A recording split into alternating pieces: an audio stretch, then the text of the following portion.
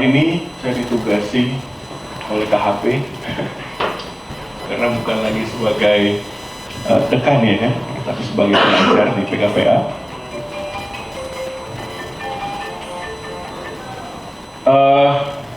Ditugasi untuk memberikan materi tentang kekayaan intelektual. Ya. Tentu kita nggak akan lepas dari teori, walaupun tadi sudah disampaikan bahwa lebih bagus kita case-nya langsung bahas case by case. Tapi teori itu tidak bisa kita lepaskan. Jadi kita ambillah mungkin sekitar 25 atau 30% untuk pemberian materi dulu. Karena saya selalu sampaikan ya, bahwa kegiatan advokat itu adalah menghasilkan penulisan hukum, begitulah ya. Jadi kalau ada mata kuliah dulu di Fakultas Hukum, ada metode penelitian dan penulisan hukum, kan gitu kan. Nah, itu selalu untuk kita sampaikan, kenapa harus ada metodenya, gitu. Lalu kenapa penulisan hukum itu jadi frasa yang kedua di dalam mata kuliah. Kenapa? Karena semua penulisan hukum itu tidak akan bisa lahir kalau tidak berkat metode. Ya kan? Nah, gimana kita buat legal opinion? Ya kan? Kalau kita tidak belajar penelusuran hukum, nanti di sini kan akan belajar semua. Nah, berarti memang teori dan praktik itu bukan satu hal yang harus dipisahkan, ya, tapi itu adalah area yang sebenarnya tergabung di dalam, gitu ya. Nah, jadi kita akan bicara kekayaan intelektual dalam teori dan praktik. Saya juga selalu sampaikan, ya, ini PKPA, kalau boleh saya sampaikan, ini hanya ruang persiapan kita untuk belajar sebenarnya.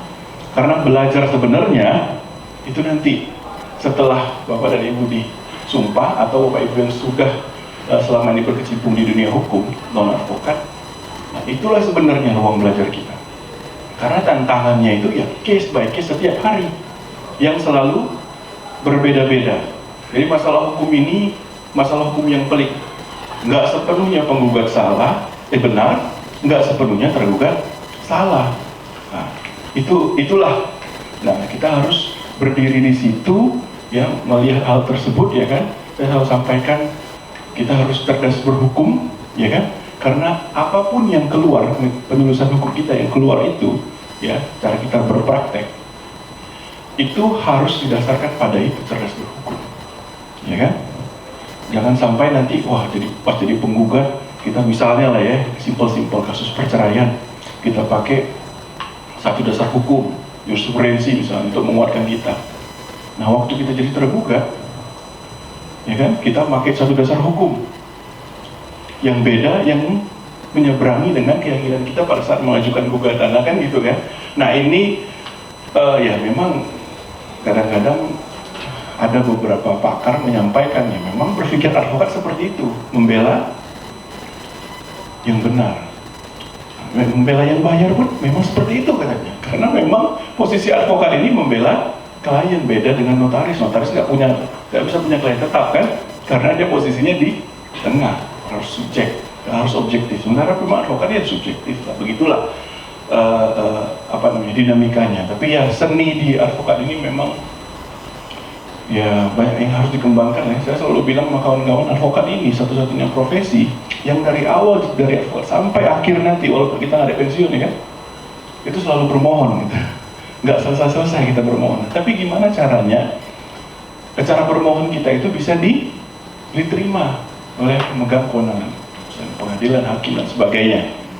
Jadi memang seninya itu luar biasa ya kan. Kita harus meyakinkan klien tanpa harus memberikan kepastian, itu kan susah itu kan. Kalau bahasa sekarang itu namanya kang ghosting gitu ya. Nah, kira-kira gitulah. Jadi tantangannya besar, tapi ya itu tadi ya, profesionalitas. Nah, kemudian kita masuk ke materi kita hari ini. Ada yang pernah sudah dengar istilah kekayaan intelektual? Sudah pernah dengar? Pulang kerja, jadi jam 5 harus sudah ada salad. Si robot ini ngelihat bahan makanan yang ternyata ada kacang panjang, ya kan, ada bayam misalnya, ada daun ubi, dan ada kacang. Berarti dia buat salad juga, tapi salad Jawa ya kan, Javanese salad. Namanya apa itu? Kopra. Iya, gado-gado gitu ya kan. Pecel ya kan, kalau kita bilang pecel, Javanese salad, nah, pecel gitu kan. Kalau di restoran kan gitu kan, steak tilapia, rupanya ikan nila ya kan. Di tempat awak udah dibuang-buang gitu ya kan, steak tilapia katanya. Nah, jadi karena dia buat itu, artinya dia punya hak otonom untuk menentukan makanan apa yang dia buat. Nah, apabila dari makanannya itu kemudian menghasilkan misalnya orangnya terbunuh, nah itu kan berarti hasil dari hak otonom dia dalam menentukan itu. Nah itu juga itu dari pembahasan. Makanya saya nanti bisa juga robot di penjara gitu kan. Robot di penjara kan. Tapi ini kalau pernah nonton filmnya Will Smith, IT, pernah tahun 2010 loh itu filmnya tuh, yang dia bilang pelaku kejahatan itu adalah AI, yang beberapa orang dibunuh itu kan. Nah ini kaitannya dengan pertanyaan itu. Nah sampai sekarang itu belum ada sebenarnya jawabannya. Tapi dalam dunia akademis itu masih dianggap pemilik adalah orang yang menciptakan robot. Karena apa? Subjek hukum yang dikenal dalam hukum kita itu siapa? Manusia. Kalau bahasa Belandanya person ya. Person. Kalau ada selain person apa? Ada tambahan depannya person. Berarti manusia kita ini adalah subjek hukum atau badan hukum yang kita kenal dengan person. Badan hukum apa aja? PT, yayasan, CV, nggak masuk ya, nggak masuk. Itu setengah orang. Nah, setengah bahasa Belandanya apa? Saya pengen bilang setengah person gitu kan nggak enak ya. Nah itulah kira-kira ya. Jadi pemiliknya tetap adalah ya, yang mempunyai hak milik itu adalah person atau person.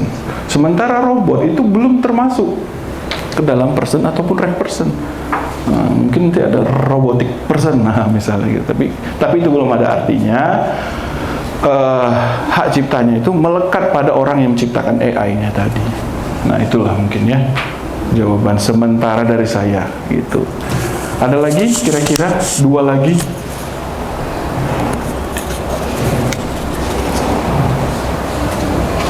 Entah udah ya. Ya boleh. Nggak jauh.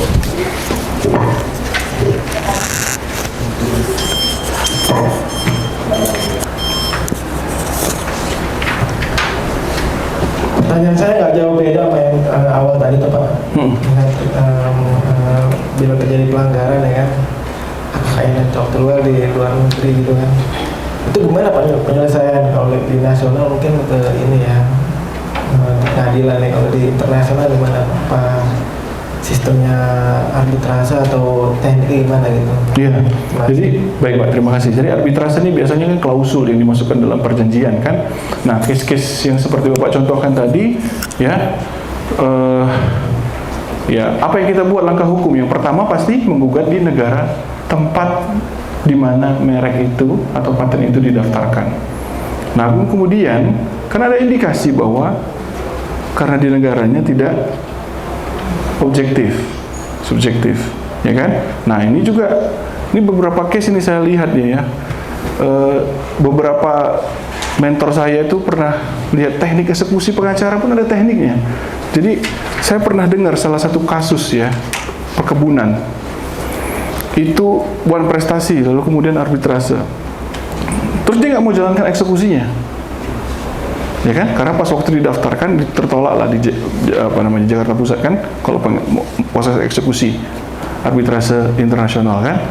Nah, gimana cara pengacara Italia ini supaya menjamin bahwa putusan itu dijalankan? Dia melarang orang masuk, itu apa namanya? Melarang orang masuk ke Italia. Jadi direksi-direksi PT itu, perkebunan itu nggak boleh masuk Italia selamanya. Nah, di apa namanya itu istilahnya? Bukan deportasi, ini kan dilarang masuk. Deportasi ini balik kan? Ini memang dicegat lah, nggak boleh masuk. Nah, di ban lah. Akhirnya, waduh, direksinya takut. Akhirnya dijalankan putusannya itu, ya kan? Karena proses eksekusinya nanti yang membingungkan Pak.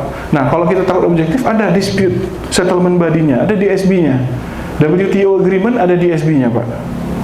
Nah, Jadi di bawah itu ada dispute settlement body-nya, ada pengadilannya. Nah, itu bisa kita gugat di pengadilan itu. Tapi ini memang kita bicara langkah hukum yang besar ya Pak ya. Karena apalagi di haki ini kadang-kadang mereka itu berpikir cost and benefit. Karena bisnis kan, sebanding nggak cost yang gue keluarkan dengan benefit yang aku dapatkan. Nah itu juga. Nah itu Pak, kalau yang KI personal, yang komunal kalau misalnya Bapak maksud lagi, misalnya ada negara yang mengakui batik itu, silakan browsing itu banyak udah diakui kan. Nah, ada salah satu hal yang dilakukan oleh India, Pak. India itu kalau kita tahu beras basmati, tahu nggak ya? Yang dijadikan nasi biryani, dia beras basmati itu panjang, dia punya ciri khusus lah. Itu pernah didaftarkan paten oleh salah satu perusahaan Amerika namanya Rice Tech. Ya.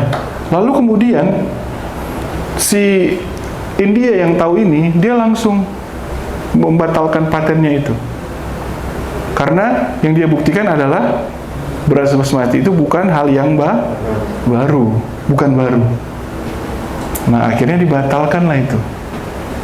Nah, itu dia Pak. Jadi, dispute settlement body-nya boleh negara di tempatnya, atau kalau misalnya kita tahu sedang dalam proses, kita boleh keberatan di kantor KI-nya, atau tadi dispute settlement body yang ada di bawah WTO. Itu dia Pak. Mungkin satu lagi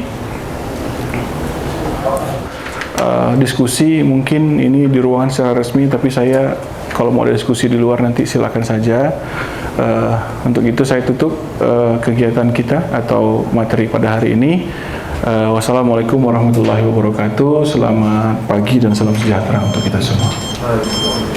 Terima kasih Bapak atas waktu dan materi yang sudah disampaikan.